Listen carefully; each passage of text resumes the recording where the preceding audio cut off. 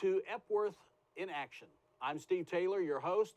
I'm the associate pastor here at Epworth United Methodist Church, and I'm in charge of all the media here at the church, as well as our operations center here. This is where we broadcast 24 hours a day. If you're a Suddenlink cable customer, it's 24 hours a day on Channel 6, as well as our web streams of our worship services, this program, and also our Facebook Lives as well. So that all falls under my duties here at Epworth United Methodist Church. We're so glad you joined us for today's program on Epworth in Action. This doesn't come at naturally.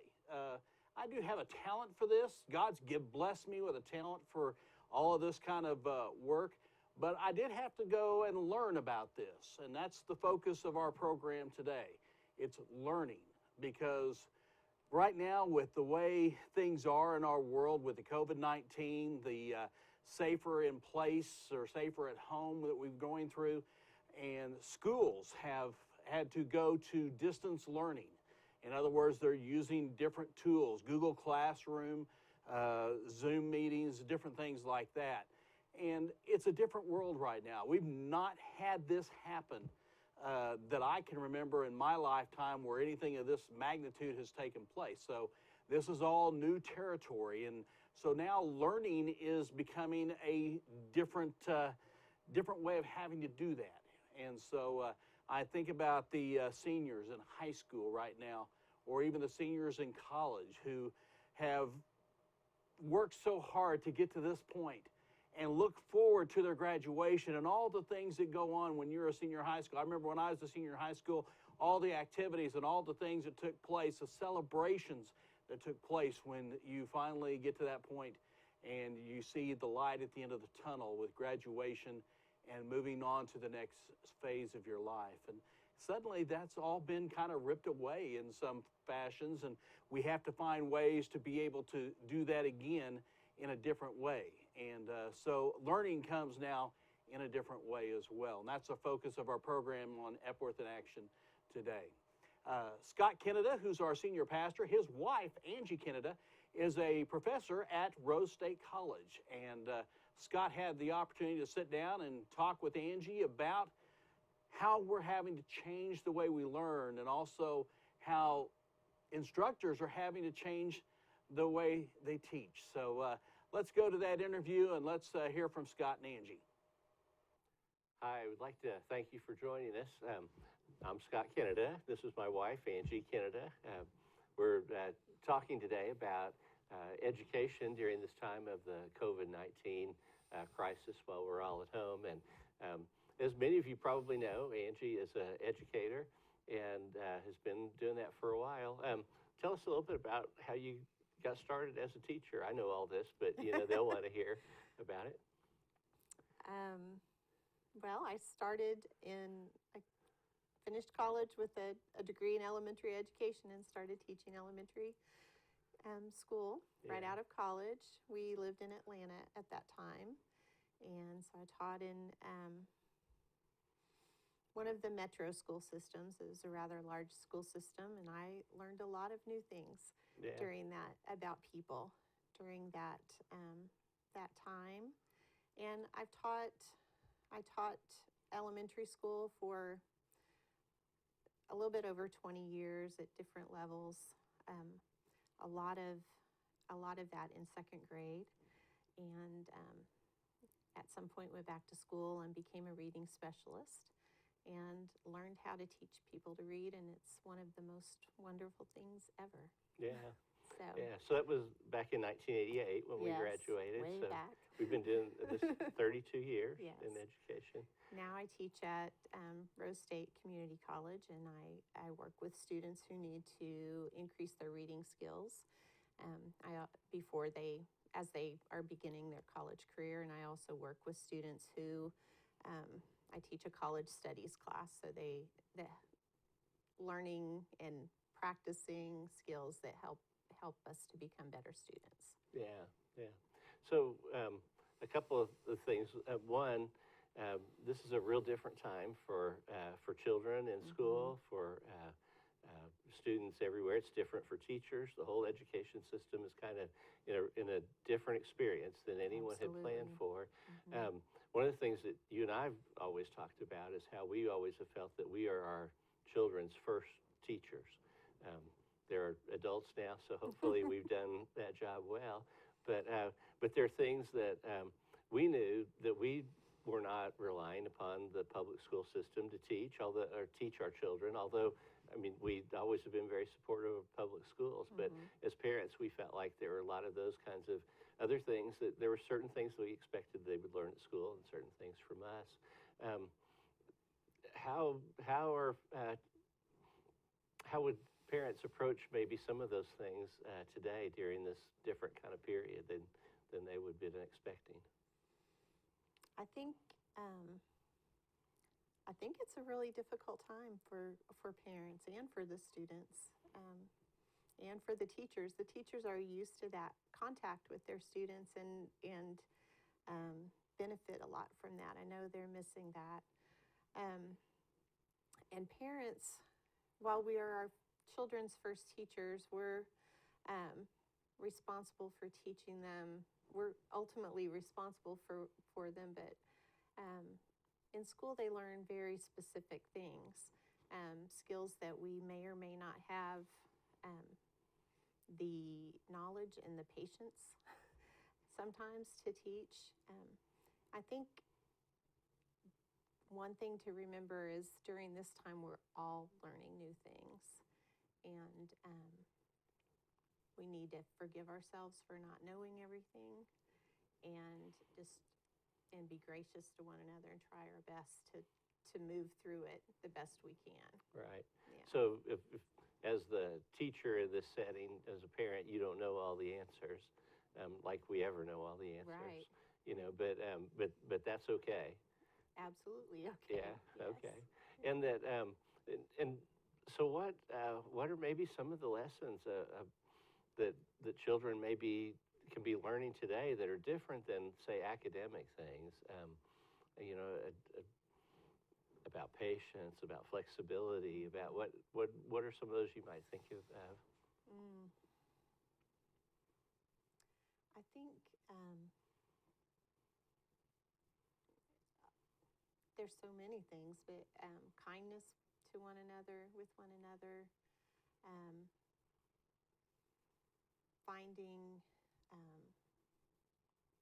the value in every lesson, everything that we do, finding something we can learn from that. And I think most of the time we know that, but being very mindful of what we can learn from each situation. And also knowing that learning, the process of learning, is something we can really value at this time, that we don't know everything, and no matter whether we're 3, 7, 57, we're still learning and growing, and we never have failed. We've never failed as long as we're continuing to learn and grow. Yeah, that each moment then becomes an experience for learning. Mm-hmm. It's about what is the lesson in this moment. Right. And during this time, there are going to be some different kinds of lessons that we learn, for sure. And I think that's a fabulous thing. You're teaching college now. When the semester began, before all this, I know, because you work out your plans and everything for your syllabus for the semester, and now all of a sudden, halfway in, you're no longer meeting with your students. Right. How's that been? It's been quite a challenge.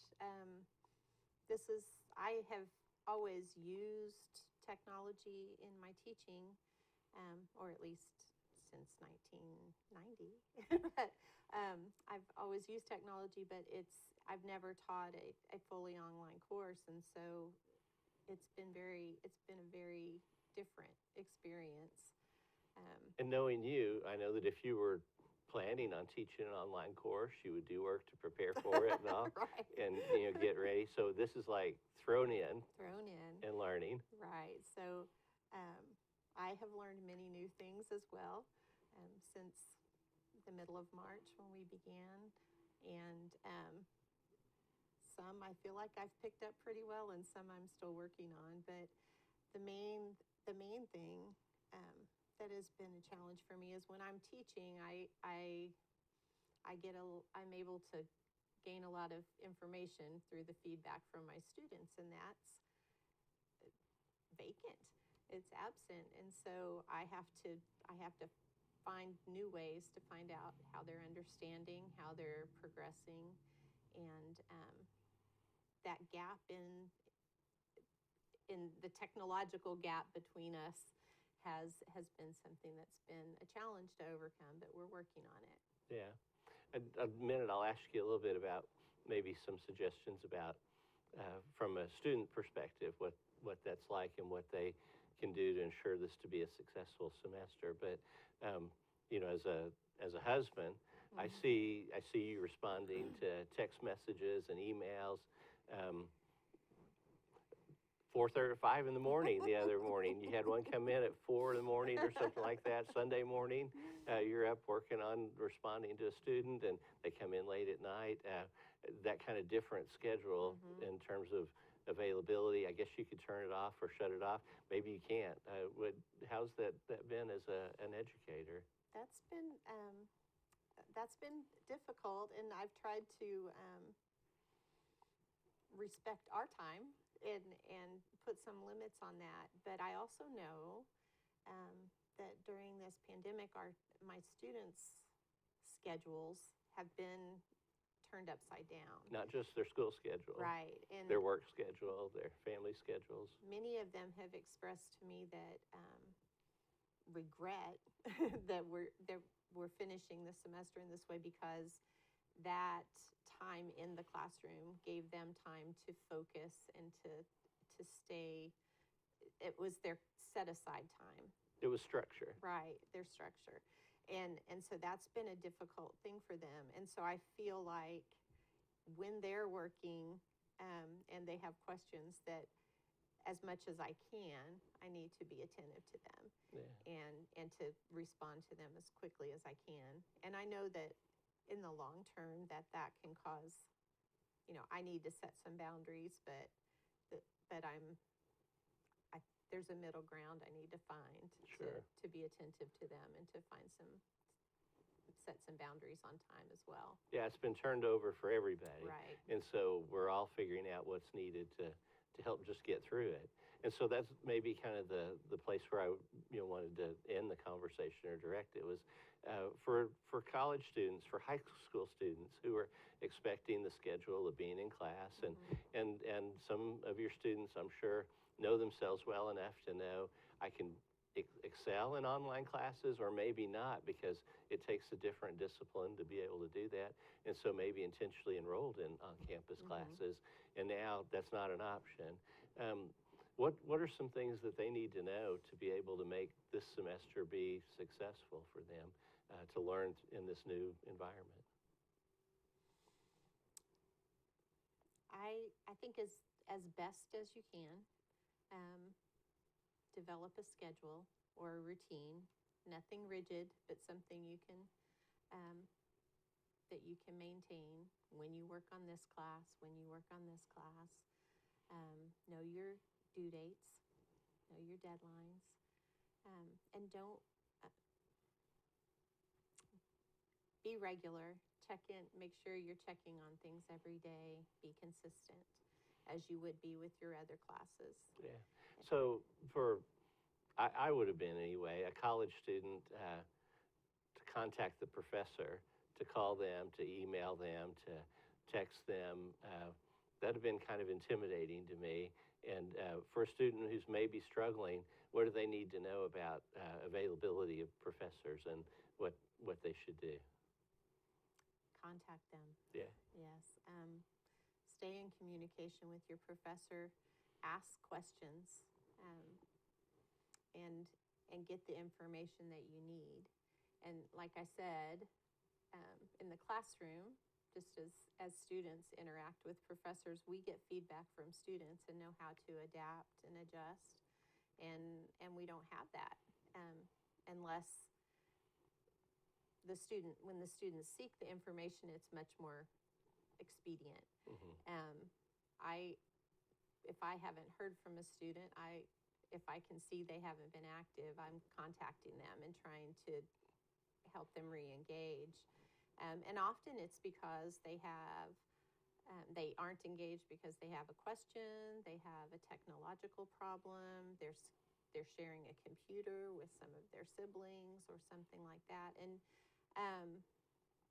it just calls for a lot of grace and understanding with one another. I think that's the main thing. Yeah, I think in a way it's about how we figure out how to survive to the end of this, however long that might be. But we know in this case it's a semester.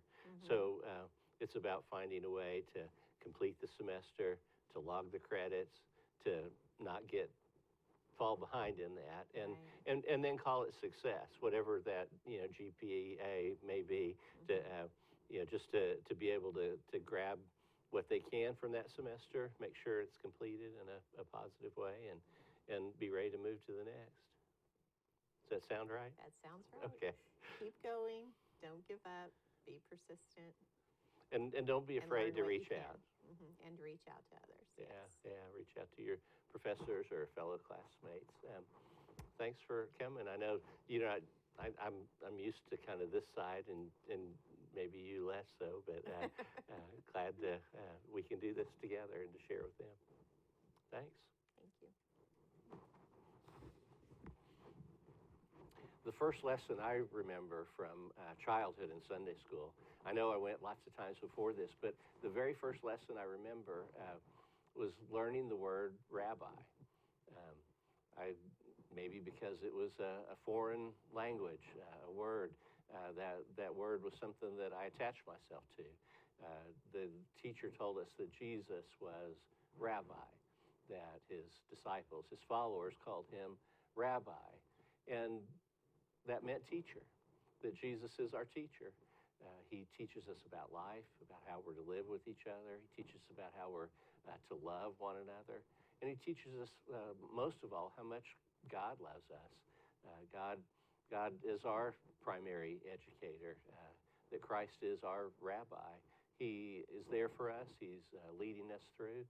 And he's giving us this unique moment that we can take and we can learn and move forward in our lives. There are lessons for us to gain, lessons that maybe look more inward to the heart than about outward lessons that we're supposed to learn academically or about accomplishment through work. Maybe this is a time to learn more about who we are as children of God. I want to invite you this week to just invite Jesus to be your rabbi and you to be his student. To learn the lessons that he would bring to you during this time. It's great to see you all, and we'll look forward to talking to you again next week.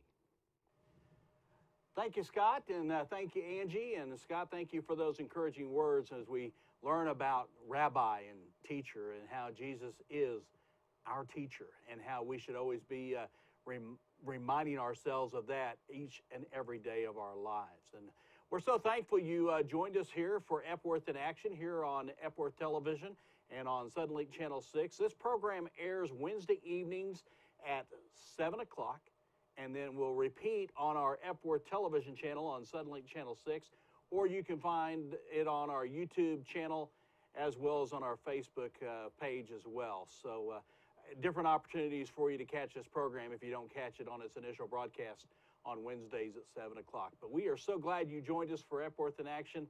We hope you have a blessed week and keep the chin up, keep the faith. We're getting there. Lights at the end of the tunnel, and we're going to make it through it. So, folks, have a blessed week.